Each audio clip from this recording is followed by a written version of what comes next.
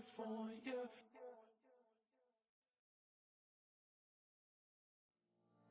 Tell me all the things I want to hear.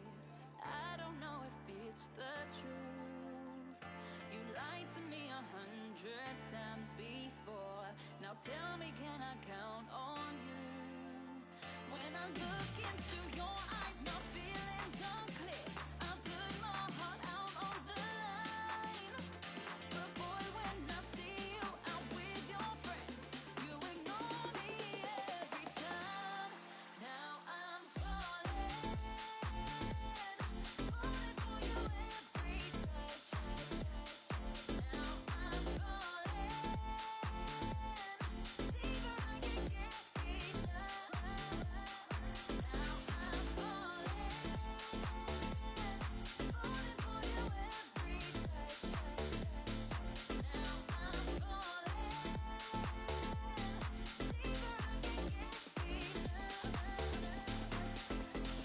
Lying here beside you feels so good, but I don't even think it's real. And I just a late night booty call. Come on, tell me what's the deal.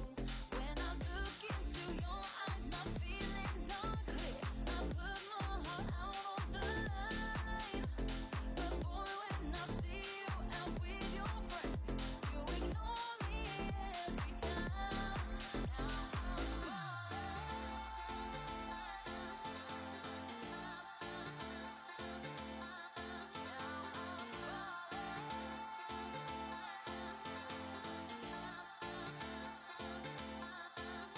When I look into your eyes, my feelings unclear. I put my heart out on the line. But boy, when I see you out with your friends, you ignore me every time. Now I'm falling for you every touch. Now I'm falling deeper, I can get enough. Now I'm falling for you every touch. Now I'm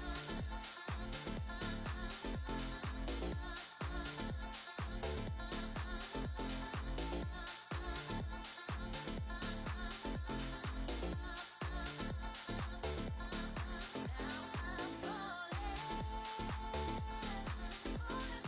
deeper, I can get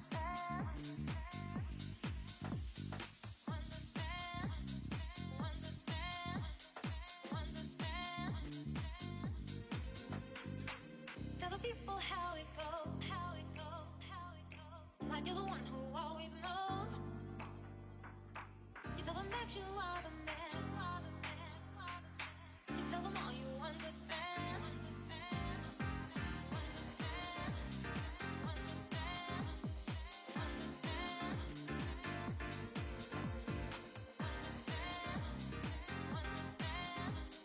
understand, One thing you feel you comprehend, you're only as good as what you spend. Do you really feel you have the power when everyone knows you find it out? Was it right in the fast food restaurant? Do you feel it's the life you really want? Sometimes, do you look beyond to see what else is going on? Yeah, yeah, yeah. To see what else is going on. All right, friends, we're gonna do this thing.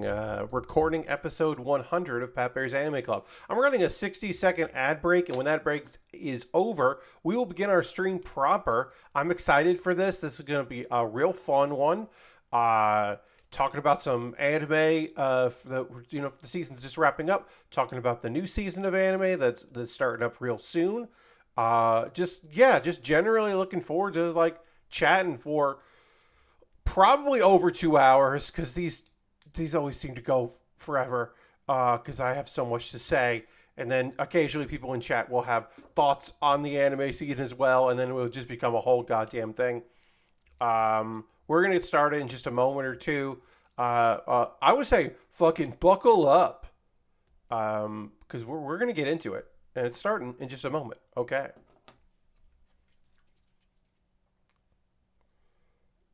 Hello and welcome to a Build with Bear bonus stream. That's right, each Tuesday where I do something that is not model kit building. But before we get into that, I'm going to throw the Bear Cave, the Lego, the site, the Tier 2 blue emote in the chat. If you are currently a subscriber, reply with those emotes. If you are not yet a subscriber, you can just say hi or use other people's emotes. Or if you feel like lurking, go ahead and lurk. That's also okay.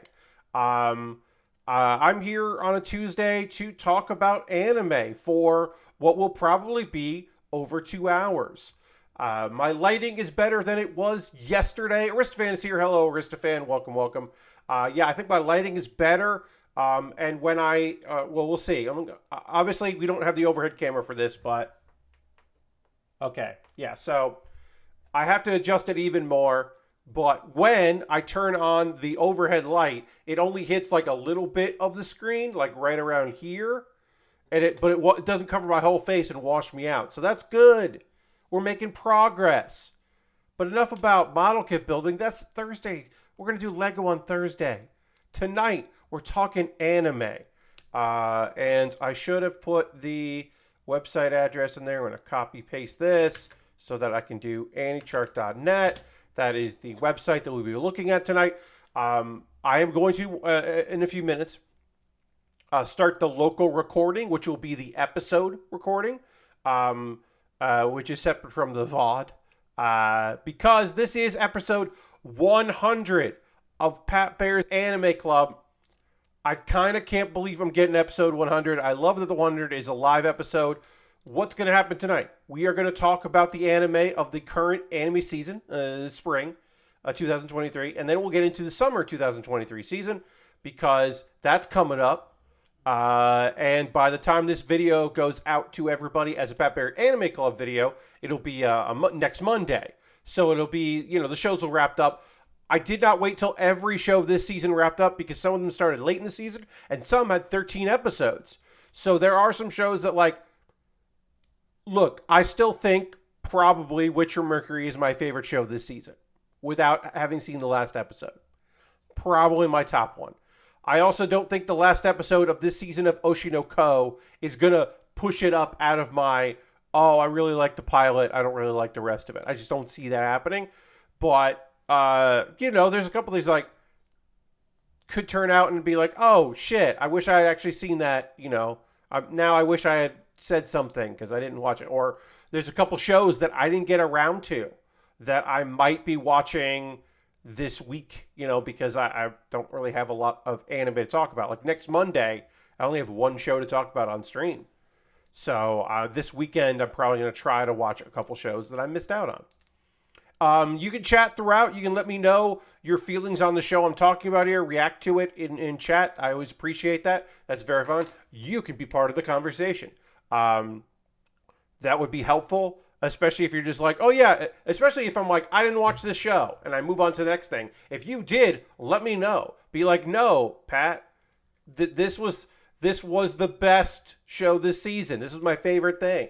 Like, you can just tell me that. That's cool. As always, you don't have to agree with me. You don't have to like what I have to say. It's okay. I am not an authority on anything. But I am opinionated and I'm on the internet, so we should get into it. I'm going to retweet my tweet and then we're going to get into this shenanigans. We've chatted long enough. We're letting people be fashionably late into the stream. But now it's time to dig deep and really get into it. Because the anime needs to be discussed. So I'm going to we'll go to this screen here. Ooh, there we go. Going over to antichart.net. And then I'm going to do a short intro. I'm going to hit record and then just kind of get a short intro. It'll be some stuff you've already heard. Hey, welcome, Zuna Dropped. We're just about to hit the local recording here. We're recording episode 100 of Pat Bear's Anime Club. So we're going to get started with that right now.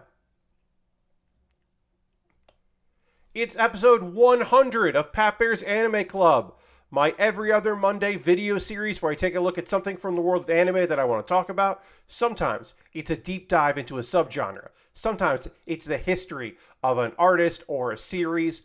Or an explainer about a show that maybe you're just like, I don't know, what's the big deal about Bleach? And then I'll like tell you what's the big deal is. But in this case, we are taking a look at the spring 2023 season that's wrapping up right now, and we're going to look ahead to the summer 2023 season that is starting very soon. I think one show is starting this week, but most of them are starting like next week or the week after. There's a lot of anime to talk about. I'm going to try to get through it. We are using anychart.net. That is the website that we're using. I recently talked about that in a Pat Bear's Anime Club video. I talked about that, how I find anime, and this is a great resource for that. So you can take a look there and see if that's a good website for you to use to try to find out the new shows that are coming out. Or to find out what you missed if you were like, winter 2022, I didn't really watch anything. Well, maybe you'll be able to dig in and find that. Let's get into it right now. Going to start here with the spring season that we're currently wrapping up. I should also say this is being recorded live on Twitch, so I'll be referencing some people in chat if you are watching this after the fact on my YouTube channel. Thanks for watching, however you watch. All right, so A Galaxy Next Door. This is on my to check out list. A show that I did not watch during the season that it aired. It's now over 12 episodes. But I heard that this is a nice romantic comedy. I had a few romantic comedy shows that I watched this season.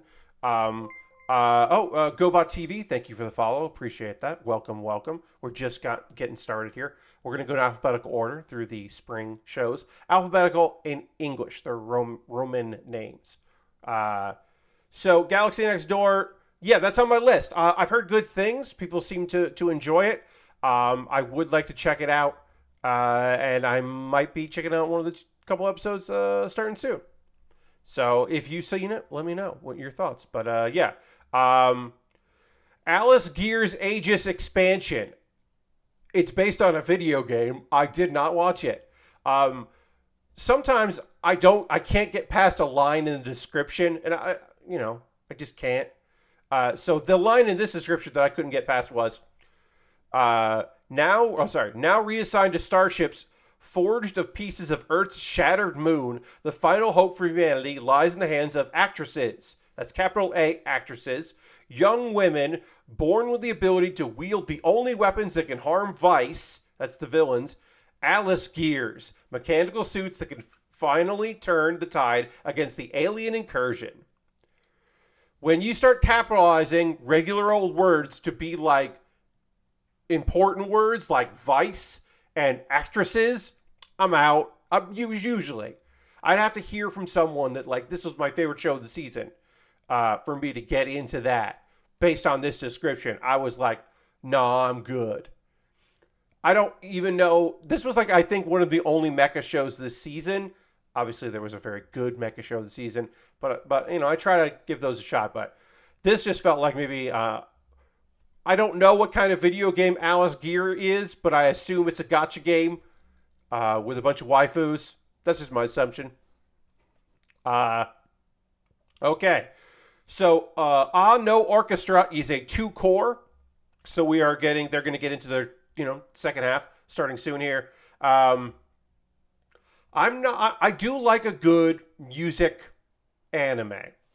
Not to be used with an idol anime, which I am not predisposed to enjoy idol shows, despite enjoying idol work, just not the shows about it. But this one did not necessarily seem interesting to me. I do like the idea that it's 2-core. That's fun. I love a good slow build of a show about music. But yeah, didn't get into that. Eventually we'll get to a show that I've actually watched. And it won't be Birdie Wing Golf Girl Story Season 2. I didn't watch this. I did not enjoy Birdie Wing Season 1. I stopped watching a couple episodes in. I I do like some sports anime. I enjoy sports anime that is more like a shonen, that is more like a battle anime. I like that Birdie Wing does not seem to take itself particularly seriously. I have heard, I have heard that it does not stick the landing. That friends of mine who are really into the show were disappointed, and that's a shame. Because, uh, you know, a very queer show, a Gundam show without Gundams, it has been described to me as.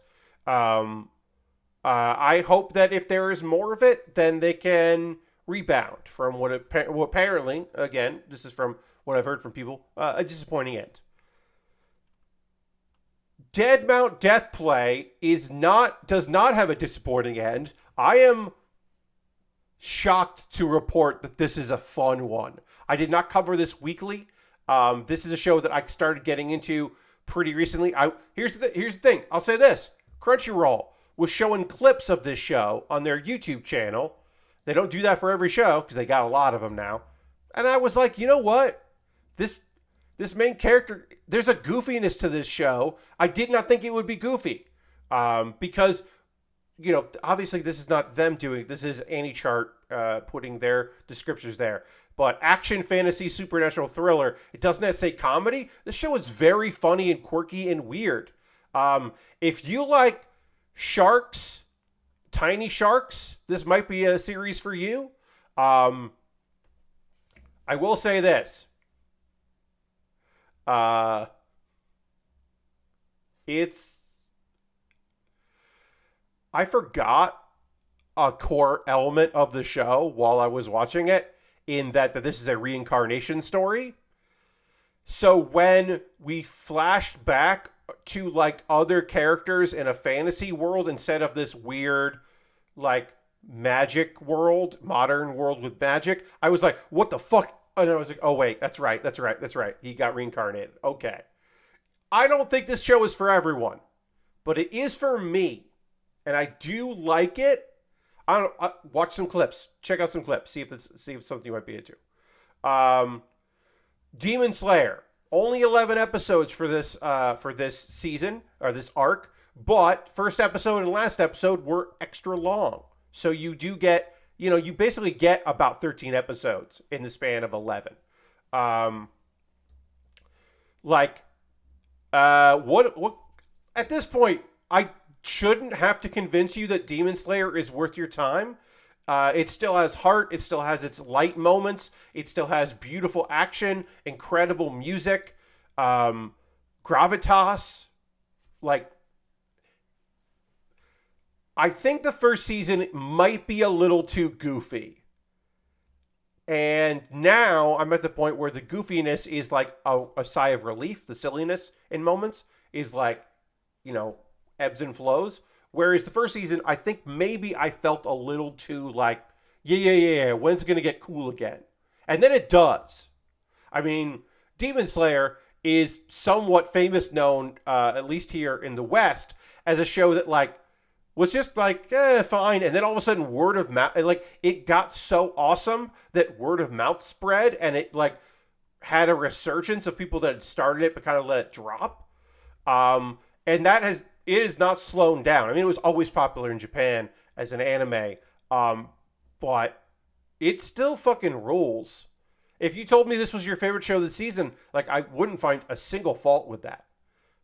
There's a few things I liked more, but I am savoring Demon Slayer because it's just eye candy. I did not finish Dr. Stone New World, which is the third season of Dr. Stone, plus the special that was in there. I've talked about Dr. Stone before. I don't need to rehash this too much. I will just say the introduction of new characters here helped, because I was kind of getting sick of some of the characters in it. I think everyone does a good job. It's just not for me. It just never really has. There's a premise within the first few episodes of Dr. Stone that I think is incredible, and what we get, I don't love as much. Duel Masters win. Duel Wars. I have not watched any of this. I've not watched any Duel Masters win. I've never watched any Duel Masters. Uh, Eden Zero Season 2.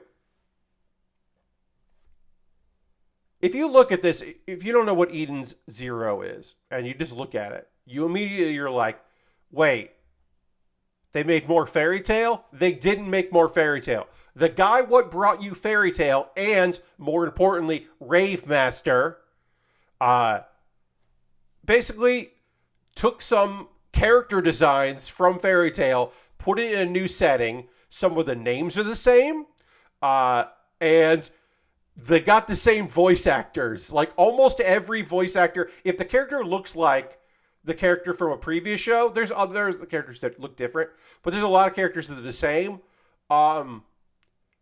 Happy is in it. The cat, only is different this time, but the cat is in it. He's not from a different dimension. He's a robot. It's weird. Also, it's weird because Crunchyroll picked this up because the first season was on Netflix. And now it's on Crunchyroll. But they don't have the first season. And that's weird. That's the weirdest part to me. I don't know. I don't know how many episodes they're getting. I don't know if it's a 2-core or if it's going to be like 52 episodes. I don't know what they're doing with it. But I guess it's good that it's there. I don't know. I have not really kept up with Eden Zero. I am interested in the fact that Crunchyroll got it, where they didn't have the first season. That's weird. That's probably the more, like I said, most interesting thing. Gumma-chan Season 2. This is a kid show. It is not available with English subtitles. So I don't have for that. Hell's Paradise. It's beautiful because Mappa made it. I don't like it. I feel bad. It's important to have people that you respect and like out there and enjoy the works of, especially companies, right? I am not a stan for any production studio of anime. The closest I get is probably Mappa. Mappa has so many hits with me and so few misses. Like, even if their highest highs aren't as high as, say, a studio like, I don't know, Trigger, who have some shows that I absolutely hate and some that I love. I like most shit that Mappa puts out. Even their B team, Mappa's B team is still very good, and their C team isn't bad. But just like nothing about this show is interesting to me. It's just like an island where people murder each other. I'm not a big death game kind of person. That's just not my style. And I think this show works really well in clips. But the first 2 episodes made me very bored. I don't know. Your mileage may vary. I got a cheat skill in another world and became unrivaled in the real world too. At the time of this recording, the 13th episode has not come out. I was very surprised to find out this was getting a 13th episode. So, as I just said about Your Mileage May Vary, I can't convince you that this is going to be a show that you want to watch. It's an isekai about, but also he can go back between 2 worlds of a nice loser that is now no longer a loser because he's very cool. And he just saves the day with his cool magic. The best parts of it is that he has a little dog friend and a little pig friend. And he treats them like family. And that's lovely. Everything kind of goes right for him. He's overpowered. He's saving the day. You know, there's people that want him to be a model. There's people that want to date him. There are people that want to mess with him. And then they like get the fucking shit kicked out of them when they try to mess with him. He basically like picks up a motorcycle with a big guy on it. It's pretty fun. He judo throws a bear at one point. There's a rabbit that is cool and knows martial arts and teaches him martial arts. But also, the animation is dog shit. It's not the worst animated show this season, but it's one of them. There's a lot of like still frame with sound happening to imply motion, and a lot of like digital like movement of the camera to imply motion, but not animation. Uh, it's it's not good. It looks nice sometimes, but it's not good. Uh, I like Yuya. I kind of like the story. I've been reading the manga and I enjoy the manga. I don't know. I think it's nonsense. I don't know if it's for everybody. You might hate it. I enjoyed it. I also can't pretend that In Another World, my smartphone season 2 is good. It's not. At one point, I completely forgot who some of these characters were because there's so many waifus in this one. This is an overpowered main character, shows up in this world, uses a bunch of magic, has all these incredible stats.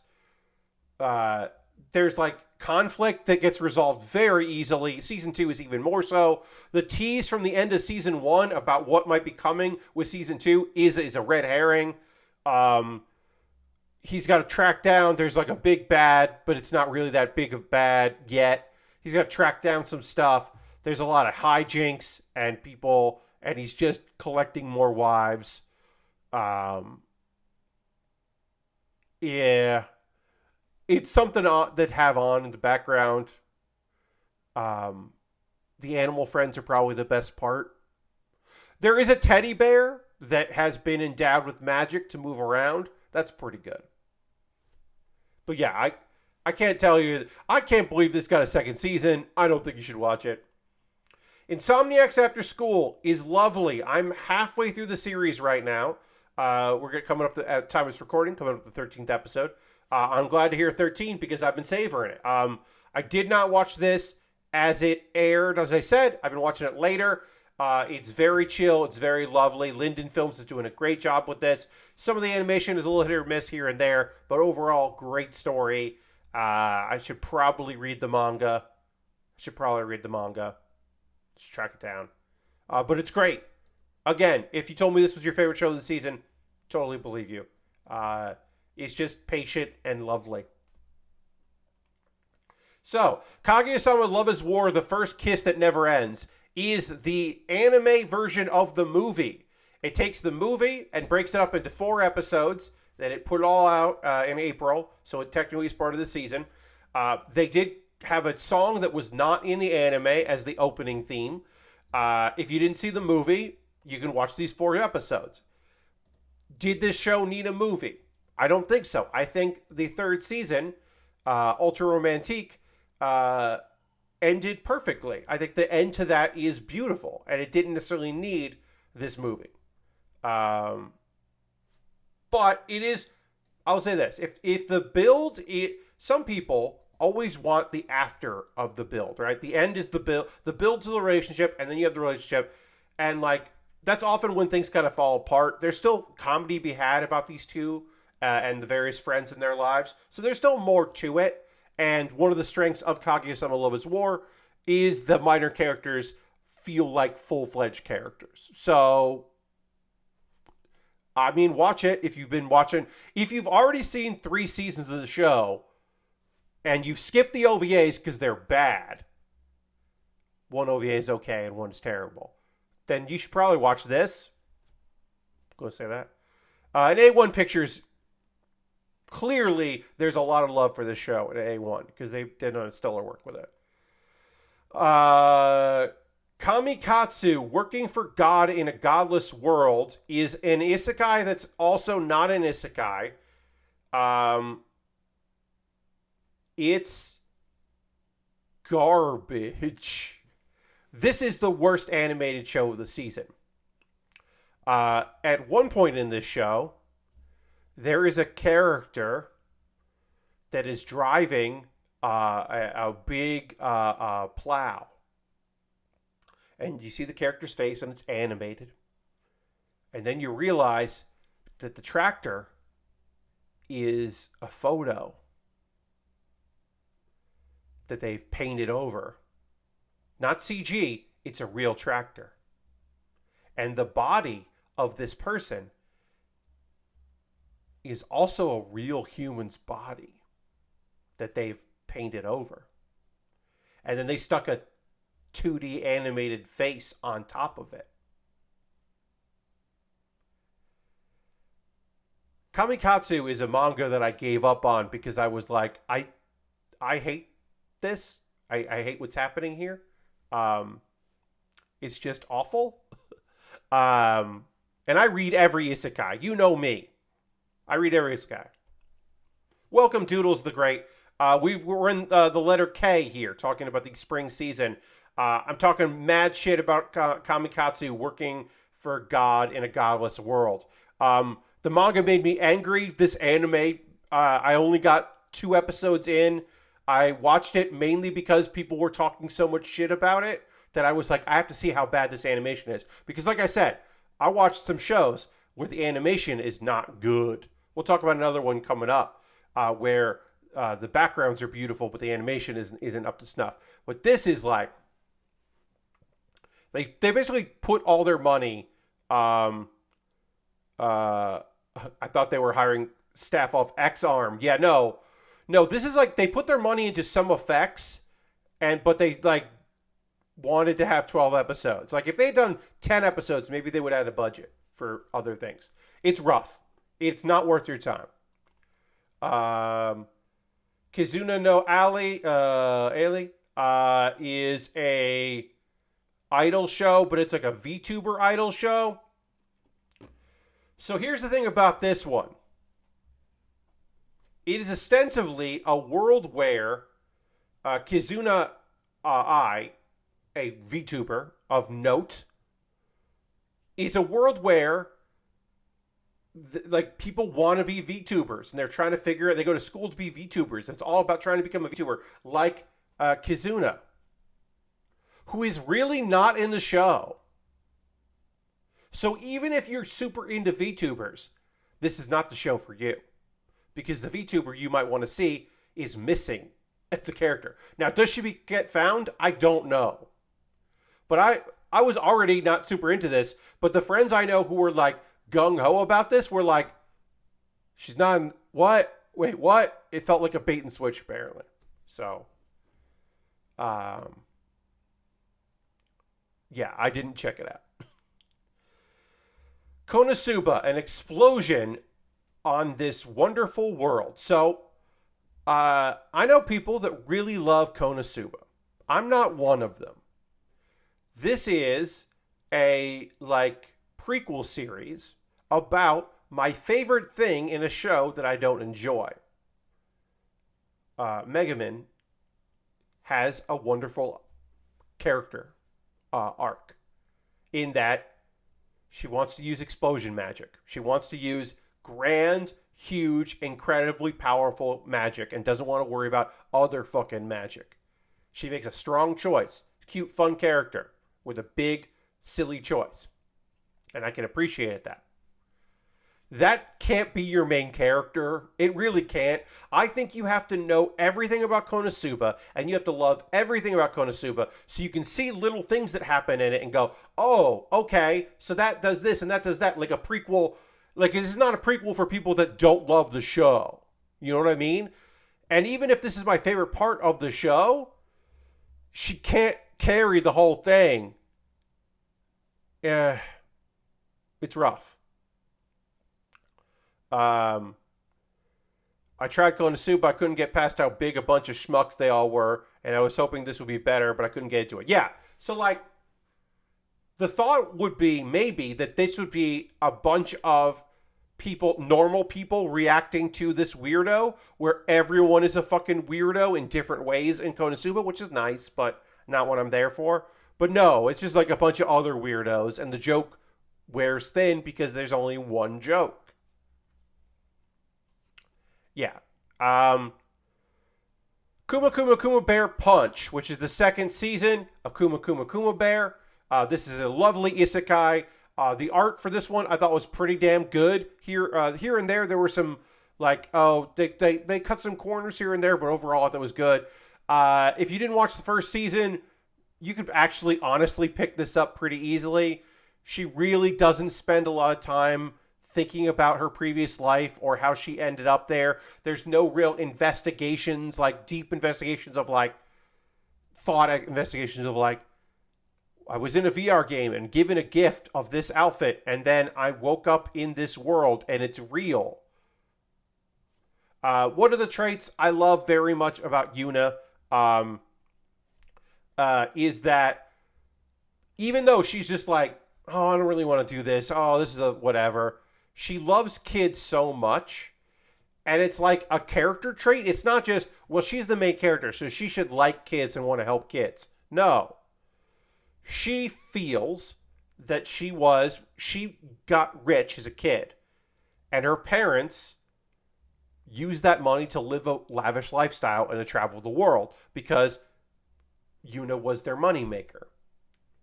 And that has profoundly influenced this character to the point where she wants kids to have a good life. And like, even if she's grumbling about having to go do something, if it means that kids are going to have a better life, directly or indirectly, that's her motivation. And it's so much more of a motivation than almost any other isekai character has ever had. It's like a character trait that isn't boobs related. It's unbelievable when you think about it. Like, yeah, she's not trying to get home. It's not revenge. It's not even, oh, I want to protect the first person that was nice to me. Or I'm here to save the world. This is my destiny. I have to defeat them. It's like, nah. She just like makes it her mission to help people and help kids because she wants them to have a better life. And like, if it also means she's got to beat up some bad guys or grown-ups or kill many, many wolves, she's going to do it. And there's something lovely about that. It is a delightful series.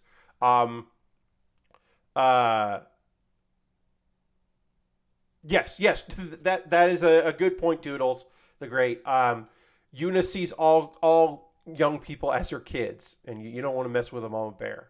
Also, the bears are cute and great. There's a lot of like, oh, this is a weak adventurer. Oh wait, she's awesome. Like that's still present. I still enjoy it. I think this is a fun series. Also, it's Kuma Kuma Kuma Bear, but the side series for the first season, the little joke series, was called Bear Bear Bear Kuma, and it's very good. Magical Destroyers. I'm all for original anime. We need more goddamn original anime. I want less anime based on gacha games and more anime with the studio just fucking going for it with their weird idea. That being said, I don't think the show is good. I think the show has a dissonant, weird as hell opening song, and the opening animation is very cool. And then I'm like, oh no, maybe anime fans shouldn't make anime. Like art appreciators should certainly. You can love the creative process, you can love the business, but if you're, this feels like some people who are like, we finally get to make an anime and pour in all our favorite parts of anime. And I'm like, do you read other things? Do you like other stuff? You should probably like some other things. You know what I mean? It's just like, like you can be. This does not feel introspective. This feels like we finally get to make an anime-ass anime. We're gonna make an anime-ass anime. And it's just like, yeah. Mashal. Muscles, Magic and Muscles. I wouldn't go that far, Doodles. It doesn't feel like it's that. It feels like people who just need to broaden their frames of references a little bit. Mashal, Magic and Muscles, another A1 Pictures, good looking art for this. Clearly well done. It's almost over at the time of this recording, as I said. I've been watching it. I started watching it and then fell off like pretty immediately because I've read the manga. I'm not caught up on the manga, but I've read the manga. So Mashal is basically like, what if Saitama, One Punch Man, went to wizarding school? Or what if Asta from Black Clover, the only person without magic abilities, who is incredibly buff.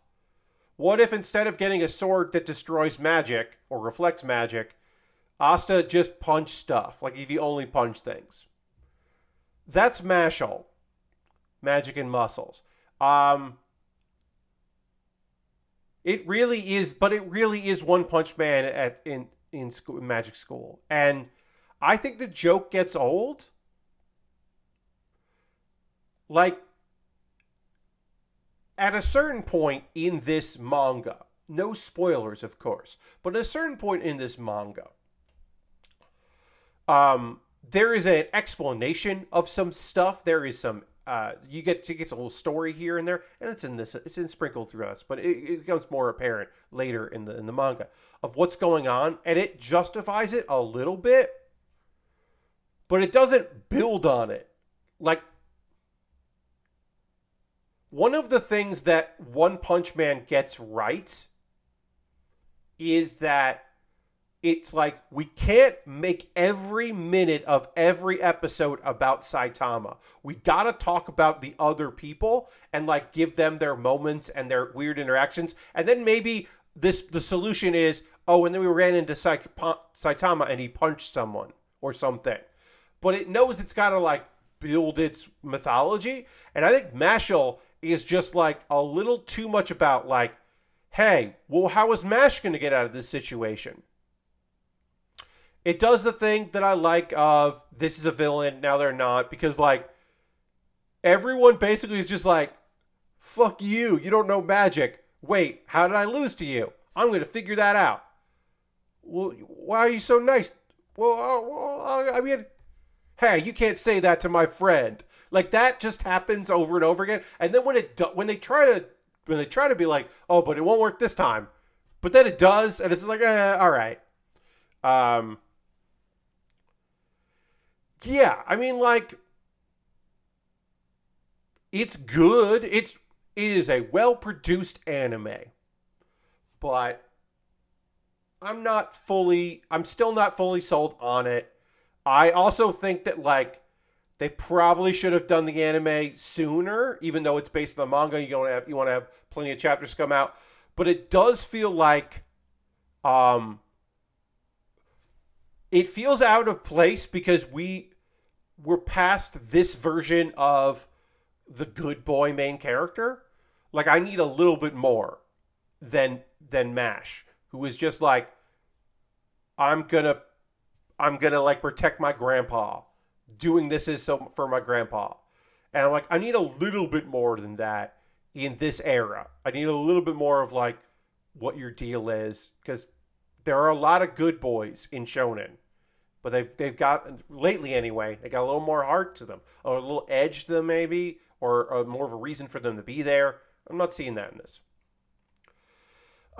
Mix Misa's Story Season 2. I didn't watch the first season of Mix, so I did not watch the second season of Mix. This is a 2-core show. So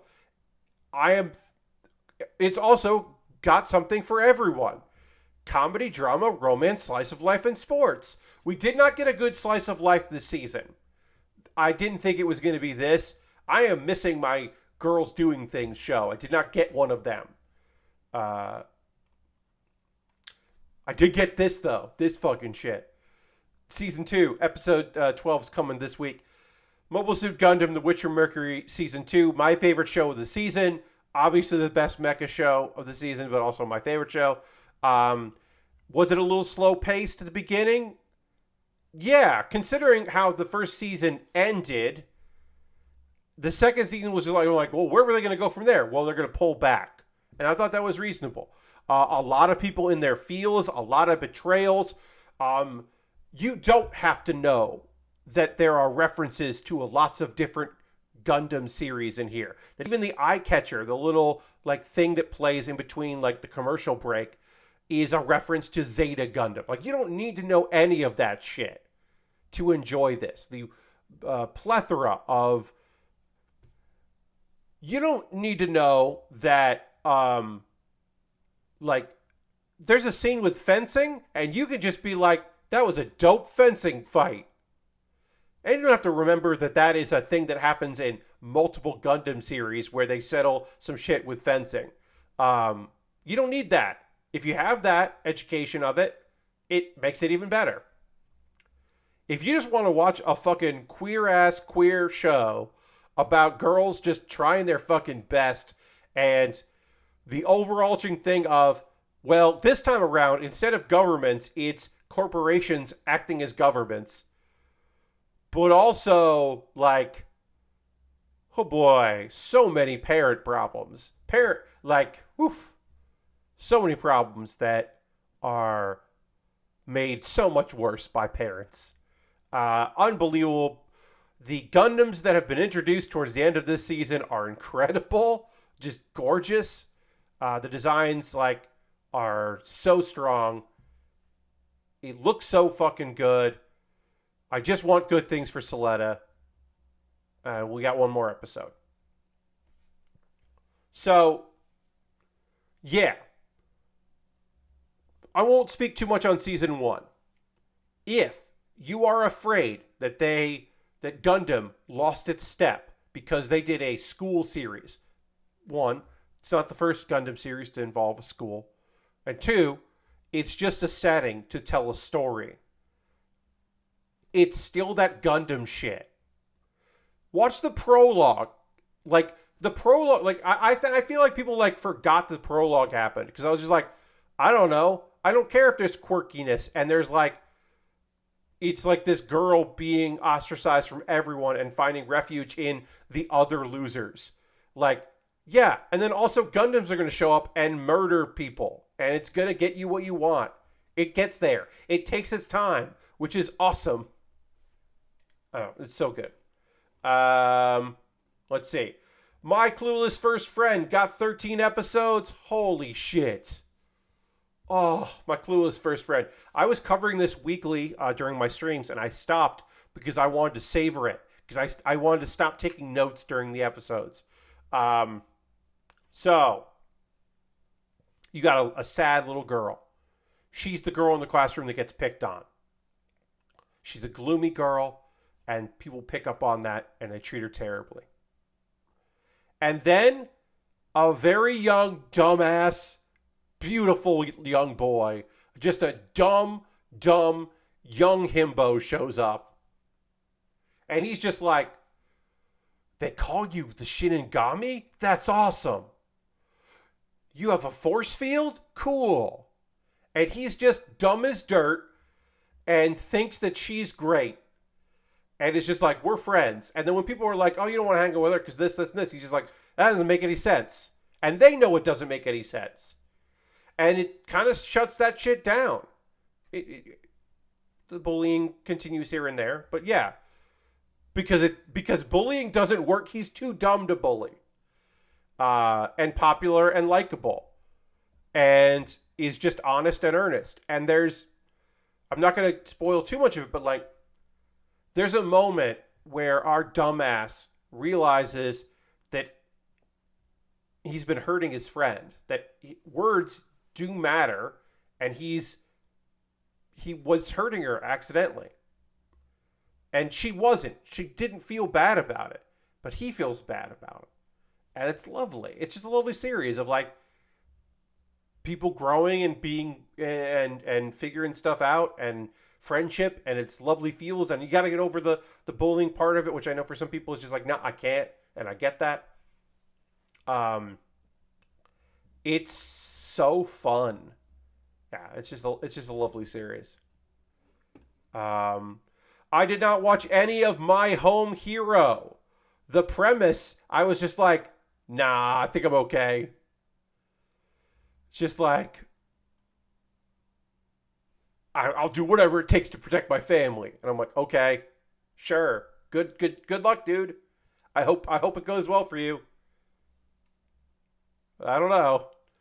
I do know that my love story with Yamada-kun at level 999.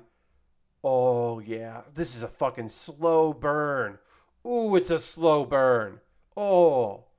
Episodes where a bunch of things happen, but nothing progresses. But you get more character depth. Ooh. And yes, I do think that some of the scenarios just involved Akane getting hurt or drunk, and you're like, nah, it would be nice if they could figure out some other moments, but okay. And yes, too many young ladies are introduced in the show just to be annoying ladies. And you're like, all right. But, oh, it's good. It is good. It's a great series. I recommend it. Um, One Hit Kill Sister. I did not watch. I want to see what their note is here. Oh, it streamed early. Okay. Um, you know me. I like isekai. This one did not interest me. Um, it was one of those things where I was like, this one could be not weird, but I bet it is. Because it's like, I don't know. Uh, like, is she overprotective or is she creepy overprotective? And I just didn't feel like finding out. I hope it's not. I hope it is that she's just overprotective and it's just him, like, being kind of smothered by his older sister. But there's too high a risk that also she was going to be a real creep about him. And I was just like, you know what? I don't need to find out if that's what's happening or not. I'm okay. Uh, Opus Colors.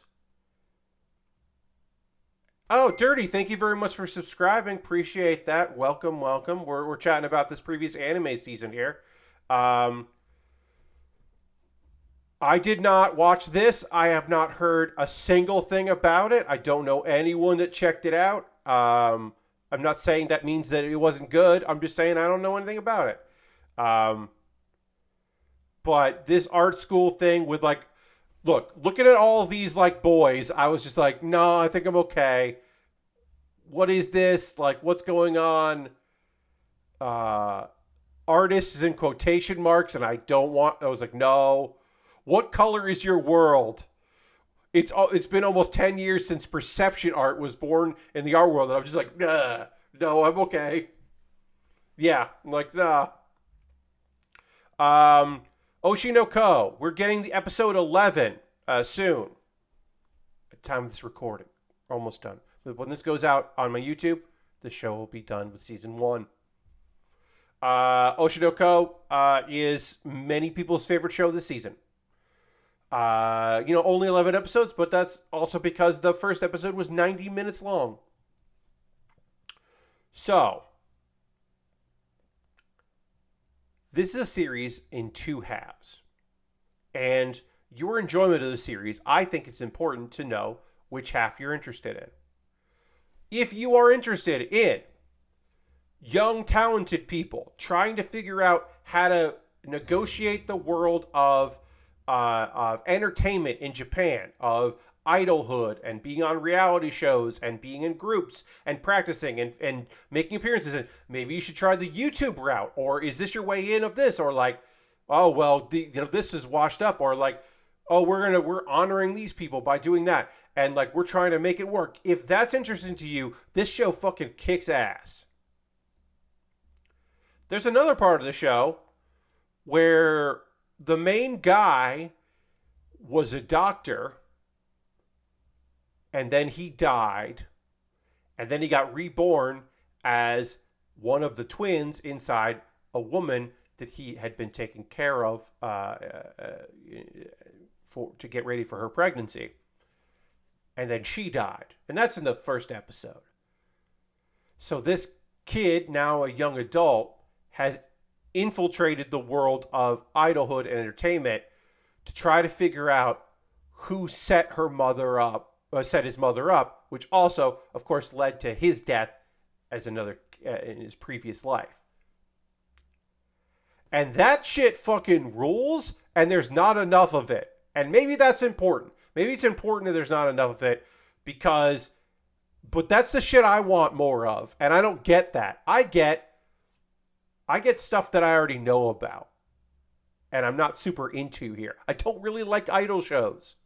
I know about these things. I'm not super into. I'm definitely not into like the whole like kids going to like art school stuff, like Fame, the show, or the show that was based on the movie. I'm not super interested to like performing arts school stuff. Like that's just not my style. That's not the kind of entertainment I'm looking for, right? But I do care about this like murder mystery shit. And I don't know if they're interested in that. I think it's beautifully animated. I think Dogakobo is a fantastic studio for this kind of work. It's a great choice for it. Music is fun. Um, uh, it's I think it's compelling. I should also I am not gonna dig deep into this right now. The manga that this is based on highly referenced a moment in that happened in pop culture in Japan, a dark, sad moment in Japan pop culture, and directly referenced it in the manga, and that was adapted into this anime. And what was stinging, but felt you could feel the anger in the time for this industry, that industry, and what it had done to this person, and all of that. Over the course of several chapters of a manga released monthly, felt almost cathartic in many ways. Adapted into an anime, it's most of one episode and then never mentioned again. And it belittles that. It is a poor job. It does a poor job of adapting material based on a real event that happened to a real person. And when that real person's mother spoke out about how disappointed she was in the anime, fans of the anime talked shit to that poor woman. And so a product is not reflected in its fan base, but the most ardent fans of a thing are a window into that or a perspective you still need to acknowledge. So again, I'm not going to even farther deeper into that. I think Oshinoko has the best pilot. The first episode, which is 90 minutes, is the best thing this season because it's a wild fucking ride. It is like a weird, great movie. And I think the rest of the series chases something else that is not that. And I'm not super thrilled with it. But I also understand why it's some people's favorite show this season.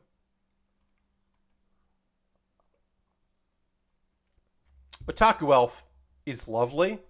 I don't have to get too much in this. It's an isekai.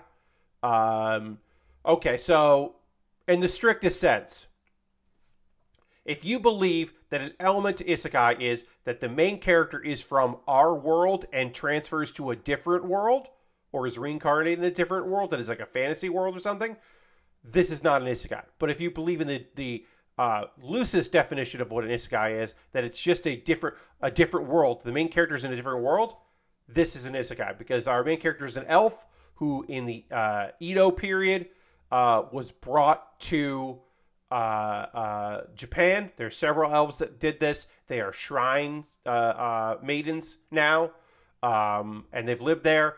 And it is a lovely little series about a girl who is a shut-in, a reasonably understandable shut-in, because her life is very long and the lives of the people around her are not as much.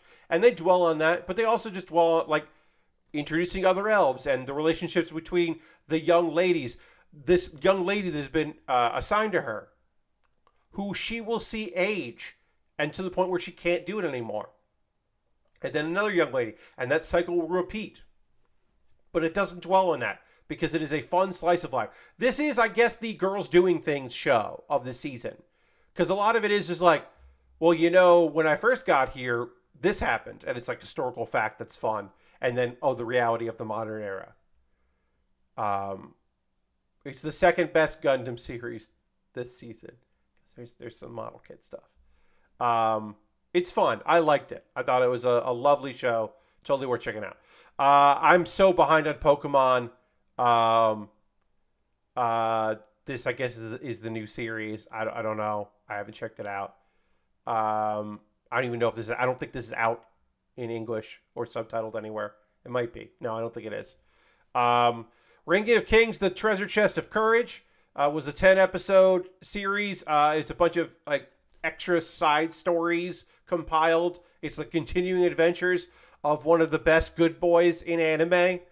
Um, it's good. I think the dynamic of the first series is lost on it, purposely lost because there's not that things happen. And I think it is missing a little bit because of that. But it's still good. It's still a good show. Still worth checking out. Ranking Kings is still great, and this is still fun.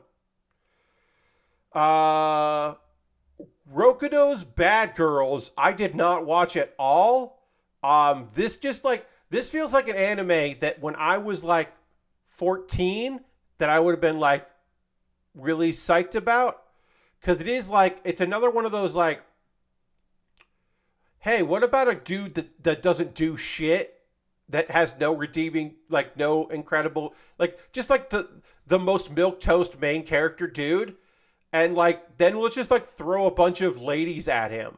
It's like, what if Tenchi didn't like get good at martial arts and was just like episode 1 Tenchi, and then also every girl that fell in love with him were all Ryokos, and that's Rokudo's Bad Girls. And like, I made it sound way better than it is because it's not good.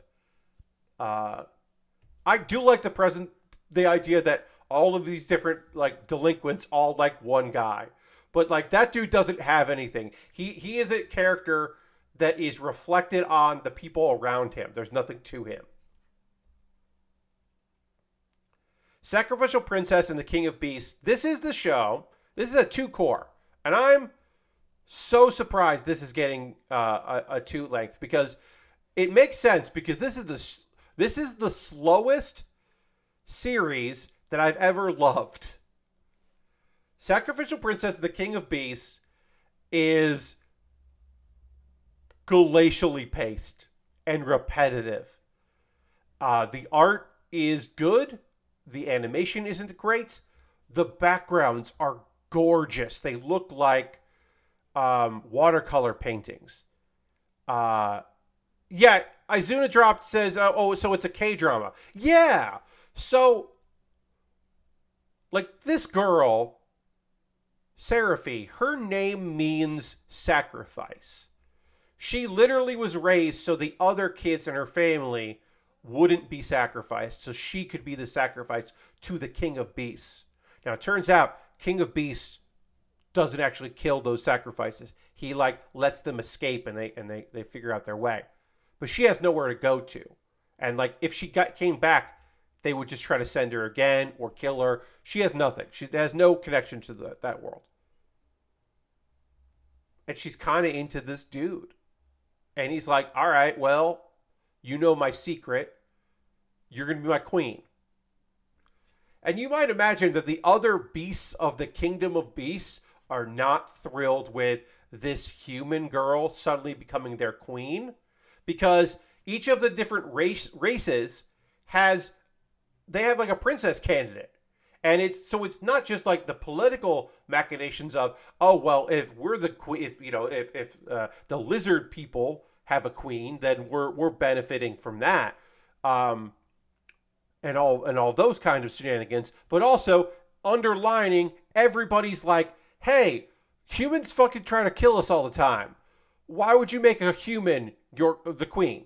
And it's like, yeah, that makes sense. Now, he's half human. That's the big secret. But nobody fucking knows that shit except for her. So they got a connection. They're falling in love. It's working out. But almost every episode is, hey, this one person has a trial for this queen. And she's going to have to pass this test. And then the King of Beasts is like, oh, you secretly tried to mess with my queen? I'm going to murder you. And then she's like, don't murder them. And that repeats. And they change it up by, at one point, there's another human that shows up. And he sucks.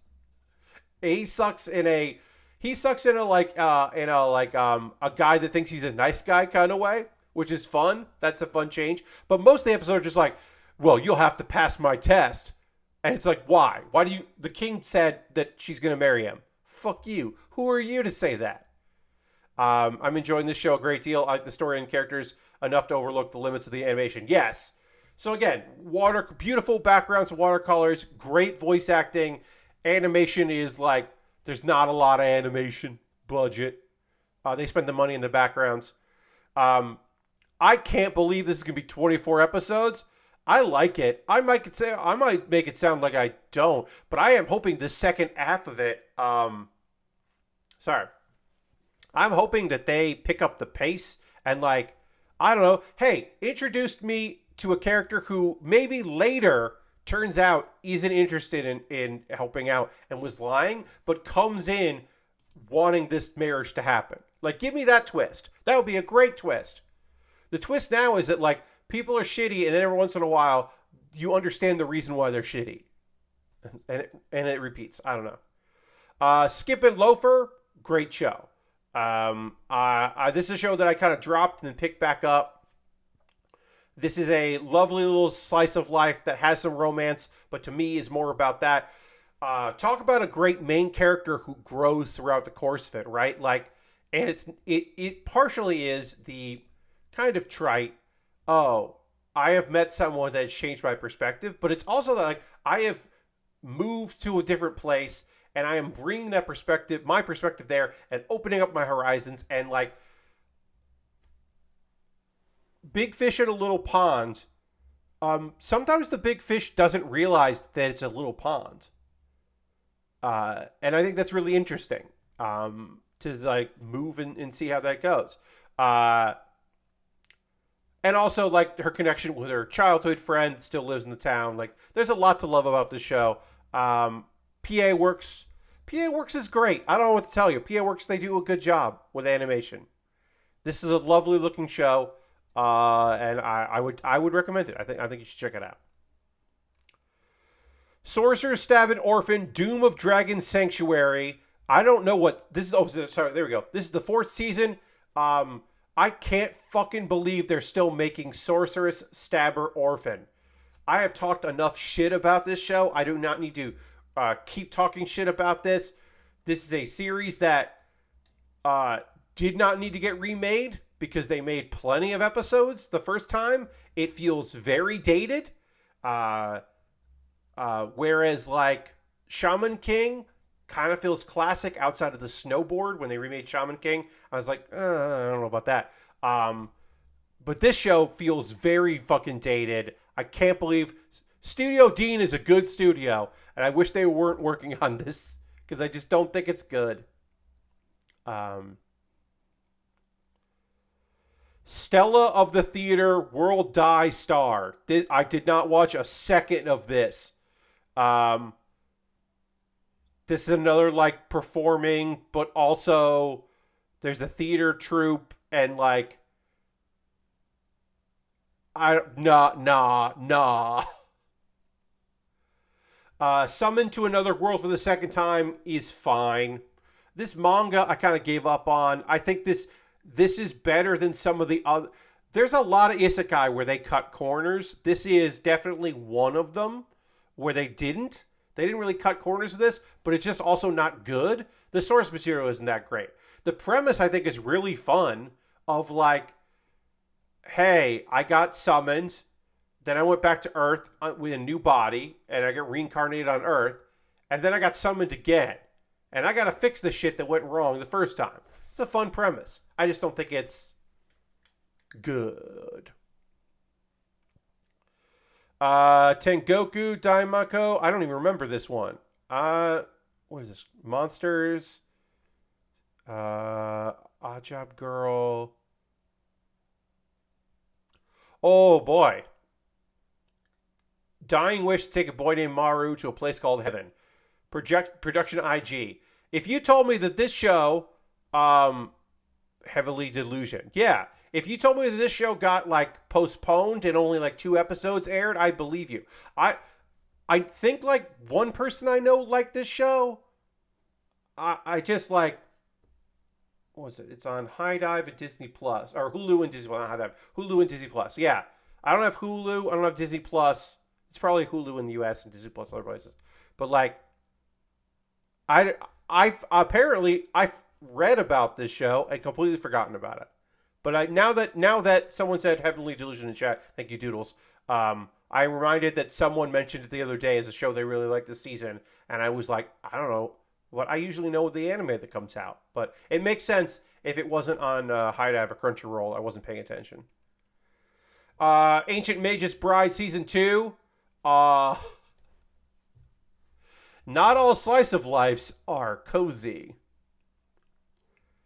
So if you like a little bit of just a hint of dread in your anime, if you like stuff where you're like, ooh, it's fantastical and beautiful, but also unsettling, and you're like, well, what's about? And then sometimes it does. Sometimes it is like, oh shit, but other times it's just like, oh no, that was just weird.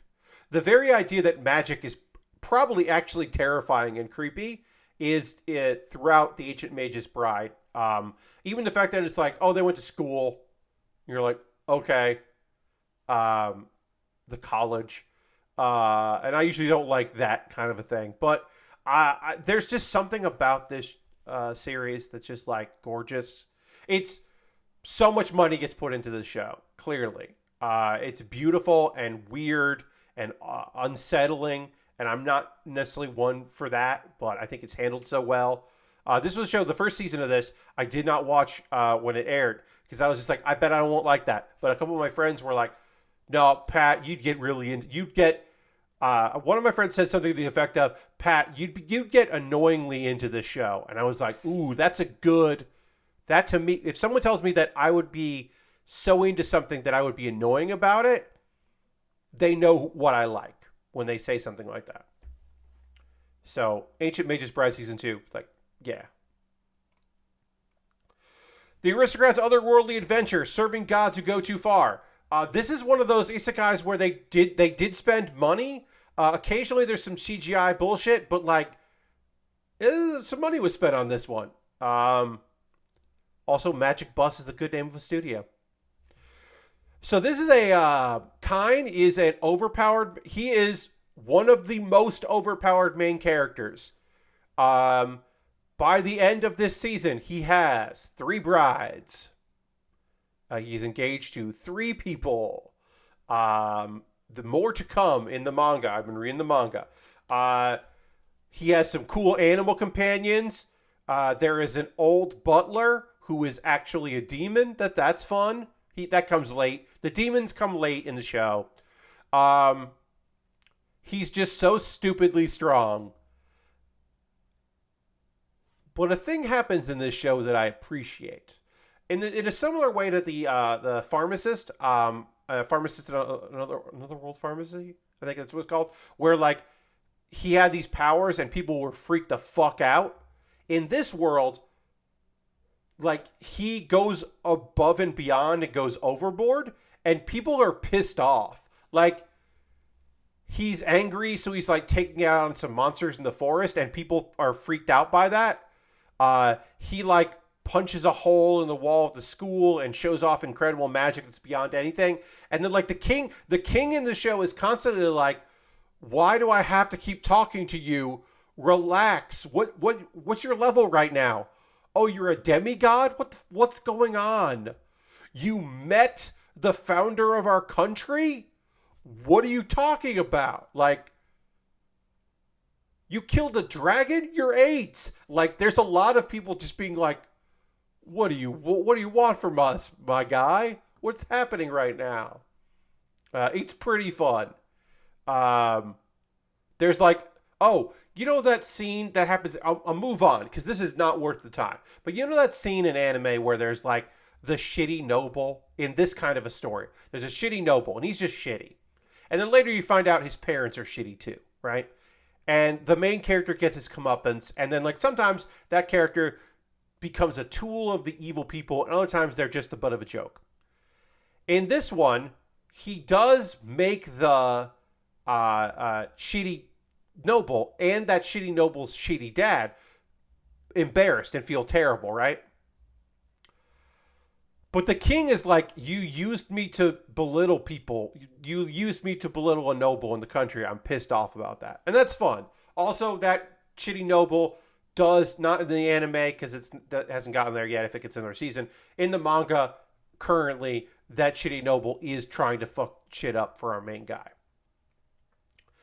It's an easy fucking watch. You could knock these episodes out. They just like move along so quickly. It's not great, but it's pretty good. The Cafe Terrace and its goddesses. I did not watch this. Because the premise made me go, nah, I'm good. After inheriting his late grandmother's failing cafe, Hayato sees it as a bother and plans to sell it for a quick buck until he discovers 5 beautiful girls staying there. When they beg him to keep the cafe open, Hayato reluctantly gives in. Can he manage the seaside shop while learning to live with these unruly women? I bet he can. And I bet they all have one character trait. Just one. I bet they have only one character trait. And I bet they all fall in love with him. I mean, who knows? I don't know. It's also ecchi and romance. So I'm just like, nah, I'm good. I'm good on that. The Dangers in My Heart. Did this get 12 episodes? I think it might be postponed. I don't remember. It might be another show, and I apologize. This seemed like a totally fine. There's so much romance slice of life this season. This season was chock full, and I think that's unfair to this, which seemed like it could be fun, but there was just so many good things out this season that I didn't get around to this one. But like, I don't know, popular girl, guy who tries to be weird, like, I'm 43. I just don't know if that's what it just didn't work for me. I don't know. This was almost as good as My Clueless First Friend, says Doodles. Yeah. I just like, I don't know, there was something about it that just like I didn't feel like I was gonna get into it. The Idolmaster Cinderella Girls, didn't watch. The Legendary Hero is dead. This manga made me fucking furious. This is also another one of those series where they have $0. They have no money to do the show. But the premise just infuriated me because the main character sucks. And I was like, maybe he'll become a better person, but I don't think he will. And I just don't, Now I was like, nah, I'm good. The Marginal Service, I did not, yeah, no. Yes, that's right. There's a squirrel in this one.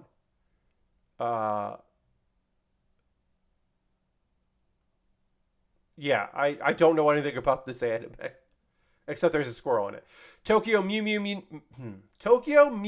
New Season 2. I love that they're making one. There's just not enough shoujo. There's not enough magical girl, I should say. Yes, there's not enough shoujo. There's not enough magical girl anime out there. I love that there's a magical anime out here, and they're redoing Tokyo Mew Mew, and they called it Tokyo Mew Mew New.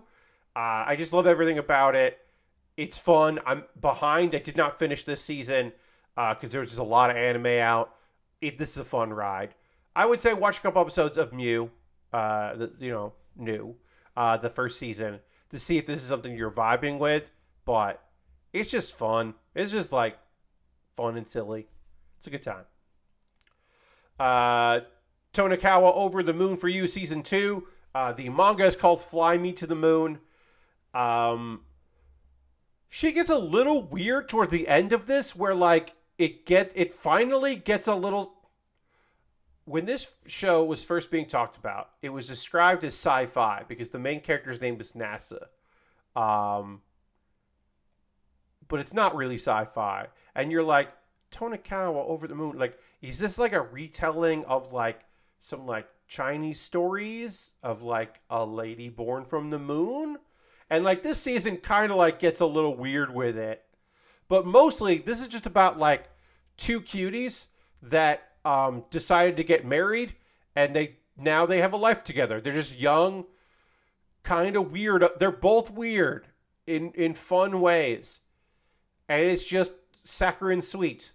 It's very sweet. Like I said, this was a great season if you like romance slice of lives, or lives, I should say. Um,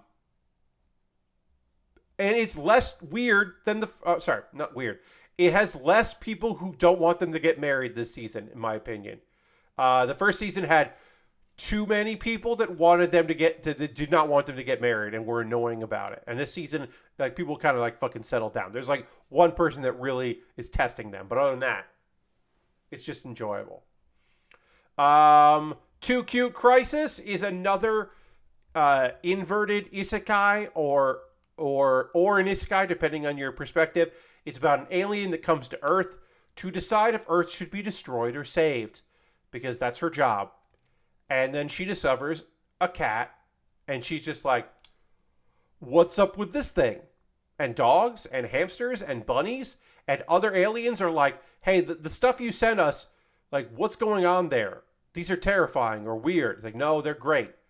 And everyone's like, why does it hurt my heart how cute these things are? Why am I puddle? Like, so it's just aliens. And then, like, there's a whole thing about somebody that, like, has their pet and is, like, a social media star. And, like, the cats get to meet. And it's just, like, misunderstandings. And there's, like, a whole thing about them faint, like, giraffes. And, like, you would say, Pat, this cannot last for 12 episodes. And it does somehow. It has the flimsiest plot, but the animals are so great. And yes, I understand Doodle's saying the repetition was tiring. The animation is not great, but I think the character design makes up for it because they put all their money into what if this cat is cute and does cute stuff. Hey, let's put a bow tie on this animal and have it move around. I loved it. I think this is just like a very fun series. It's not my favorite show of the season, but it was a really enjoyable show. It was fun. This and Otaku Elf I watched back to back, and that was a great like block of cute shit. Did anybody pick this up? No. Okay, nobody picked this up. I didn't see this show. I don't know what this is. Run for the money. Why Raeliana ended up at the Duke's mansion. I am reading this manhwa right now. This is on Crunchyroll. I am reading this manhwa because this art is nice. The animation is... I can't watch this anime. There are characters that just move, like slide. There's a point where someone pushes someone off a cliff, and I only know that because one of the characters said it. Because otherwise, there's no way for me to know based on the animation.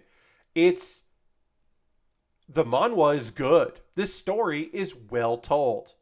I think this is like pretty great. As far as the like, I woke up as the villainess in a novel, you know, the Otome style thing. It's not an Otome game, but it's that kind of thing. I think it's really good. I think it is disrespectful for this studio to be called Typhoon Graphics. Because it's fucking rough to look at. It is a rough series to watch move. So I recommend the manhwa. Yuri is my job. Not enough Yuri in the first 6 episodes. I got halfway through this show. I imagine I could have turned the corner on the main character. I didn't in 6 episodes. There was not a single character in the first 6 episodes that I liked at all. And I was like, is this show actually gay? Or is it like, you know, like subtext gay? Or it's never going to be like, what the fuck? I couldn't make heads or tails of this. But like, yeah, a couple episodes, 6 episodes in, I was like, I gave this too many episodes. I should have bailed at episode 4. So yeah, did not love that. That's the end of the main stuff. We're going to try to blaze this because we haven't even gotten to the next season, and it's been a while we got in here. Because I didn't watch any shorts this season. Not a lot of them come out. Leftovers, which were two cores. Boku no Roboco, didn't watch that. It's not out here. Soaring Sky, Pretty Cure, did not watch that. Lots of respect for Pretty Cure, particularly this Soaring Sky, because we had a dude. Our first, I believe, the first dude in the show. Our first prince. There might have been another prince, but I know this one had a prince in it. And it had a prince and a baby. And that's just fun. Vinland Saga Season 2, this was the second part of that. I don't like Vinland Saga as much as other people do. This season, I just finished it. It's much more introspective than the first season. And I know some people really hated this season, and I thought it was much better than the first one. It's just a heavy show. I watched like 3 episodes in a row one day, and then I had to like watch something very funny because I was just like, oh, it's like a heavy weighted show. Mappa does good work. I've talked about it. Black Clover, Sword of the Wizard King. I haven't watched yet. That's on Netflix. I gotta watch that. That's the continuation of Black Clover, which a series I enjoyed. Studio Perot does great work. Their movie stuff, adaptations of their own work is good. I gotta check that shit out. That's the movie that I most need to catch up on. I don't think I watched any movies this season, but we'll go through real quick. Yes, The Fault, the Great Bang Universe. I haven't seen that. Still making fucking Psycho-Pass shit. They're still making it. I'm a hater of Psycho-Pass. Oh yeah, that movie came out. Yeah, good for them. And then some specials. We got Baer, Kuma Punch. Now, should this have been called Baer, Kuma Kick? Yes. But so good. And then, yeah, a bunch of shorts and stuff. I don't see any of these. Ones, OVs. Oh, yeah, there's some clips there.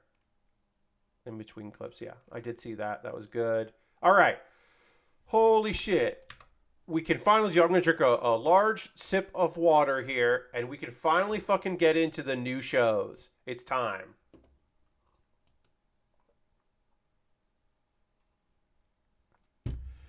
So this is, at the time of this recording, the new season, I believe. Yes. So, like, the first show is starting very soon. I think there's one thing that actually did start here.